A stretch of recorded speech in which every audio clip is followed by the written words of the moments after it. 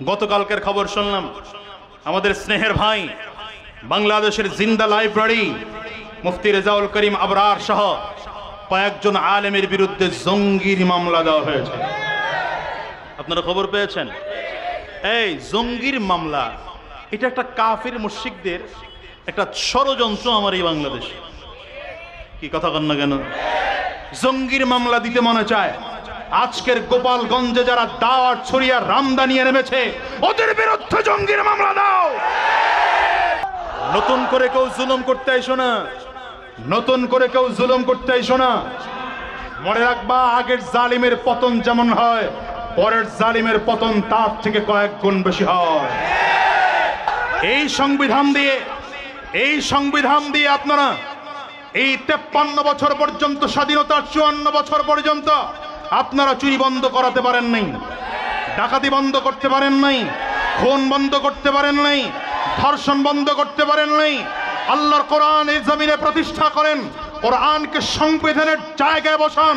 আল্লাহর কসম একবার, আল্লাহর কসম দুইবার, আল্লাহর কসম তিনবার করে বললাম, আগামী 6 মাসের মধ্যে এদেশে চুরি থাকবে না, ডাকাতি থাকবে না, খুন থাকবে না, ধর্ষণ থাকবে না, ছিনতাই থাকবে না।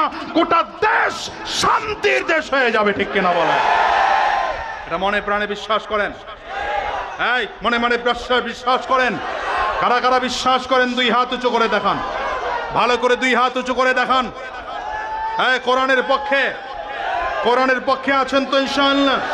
কোরআনের পক্ষে না বিরুদ্ধে? ইসলামের পক্ষে না বিরুদ্ধে? দ্বীনের পক্ষে না বিরুদ্ধে? ভালো করে দ্বীনের পক্ষে না বিরুদ্ধে? কারা কারা তৈয়ার আছে মুসলমান? যদি কোরআনের জন্য রক্ত দিতে হয় আমরা রক্ত দেব, যদি কোরআনের জন্য জীবন দিতে হয় আগামীর বাংলায় উলামায়ে কেরামরা একত্রিত হয়ে ডাক দিলে আমরা কোরআনের জন্য জীবন দিতে তৈয়ার থাকবো। কারা কারা তৈয়ার? দাঁড়িয়ে আল্লাহ পাককে দেখাও।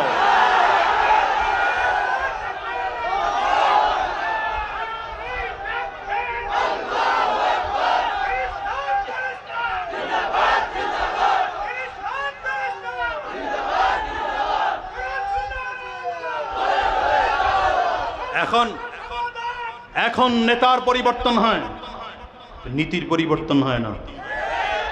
আসতে বলেন কেন? জোরে বলেন। স্টেজের হুজুররাও কয়েন, যদিও আপনারা আমার থেকে বড়, তারপরেও কয়ে ফেলাইলাম। এখন শুধু নেতার পরিবর্তন হয়, নীতির। আসতে বলে কেন? জোরে বলেন। নেতার পরিবর্তন হয়, নীতির।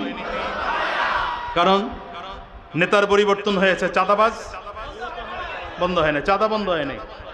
নেতা পরিবর্তন হয়েছে, সন্ত্রাসী বন্ধ হয় নাই। আগে মামায় খাইতো, এখন চাচায় খায়। আগে লাল মিয়া খাইতো, এখন খালা মিয়া খায়। কোন দল খায় আমার দরকার নাই, খায়।